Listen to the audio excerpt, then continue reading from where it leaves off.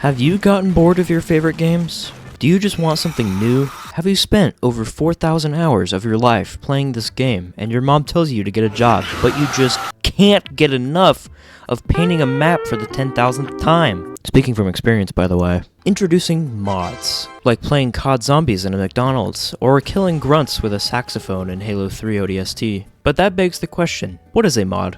A mod is the process of alteration by players or fans of one or more aspects of a video game, such as how it looks or behaves. This is the definition from Wikipedia, by the way. Technically, any game can be modded, but the mods I'll be talking about today are ones that are available to the general gamer. Back in the days of Doom and Quake, mods were just put up on forum boards without any instruction as to how to actually download them. Nowadays, we have dedicated websites and software like Steam or CurseForge that can make installing mods so much easier. Now that we've discussed what a mod actually is and some brief history, let's get into some examples of some games that feature mods.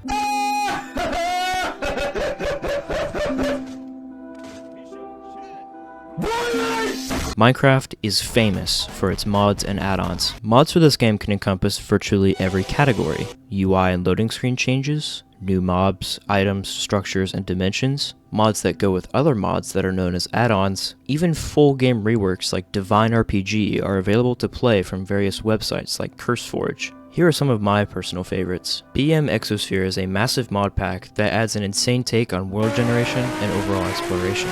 Serene Seasons is a great mod for adding better immersion value to your world without modifying the base game too extensively. And Biomes Aplenty and Blooming Biosphere are mods that I run virtually every playthrough of the game, and I think it looks lovely.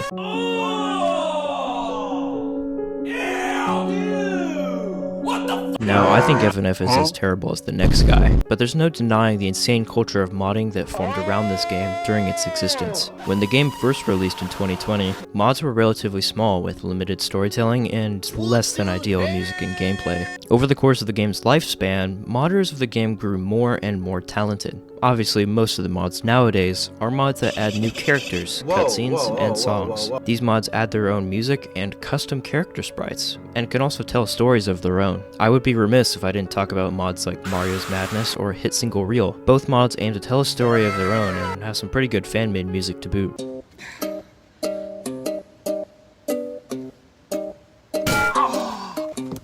Garry's Mod was initially a mod for Half-Life 2, but evolved into its own retail release on Steam. I usually don't play Valve games, but I have played almost 500 hours of Garry's Mod, so I believe I know what I'm talking about. Mods for Garry's Mod can encompass many things: additional props, weapon mods, new entities and NPCs, new vehicles, new game mechanics and game modes, duplications of other people's builds in-game, and even small stuff like lighting, quality of life improvements, and even realism. Oh my God!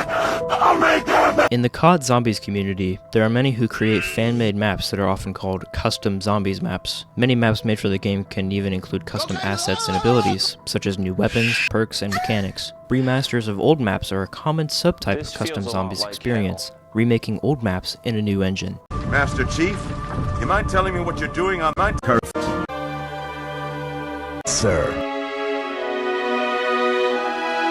In Halo, for the longest time, modding wasn't very accessible due to being an Xbox exclusive franchise until 2019, when they finally released the games on Steam. People started to make custom campaigns and maps that weren't possible in the game's native Forge modes. In addition, many maps and campaigns featured custom enemies and weapons for players to use and play around with. One of these mods is the Mythic Overhaul series created by Mythic Jackie, and adds many custom weapons and enemies, including bosses. Now that we've fully discussed modding in general, I want to talk about storytelling aspects of mods. Generally, mods fall into two categories when it comes to storytelling. There are mods with definitive stories, and mods in which story elements are left to interpretation. The definitive story mods are followed most easily, and are generally found in games like FNF mods, COD Custom Zombies, and custom Halo campaigns, though there are always exceptions. The interpretation category is when the mod in question either has very little or no lore or storytelling whatsoever. This is the moment when people come together to discuss potential story elements, create theories, and develop personal headcanons. That's not to say that everything needs a story, but it is something that people tend to do. You'll generally find these in the Minecraft mods I mentioned.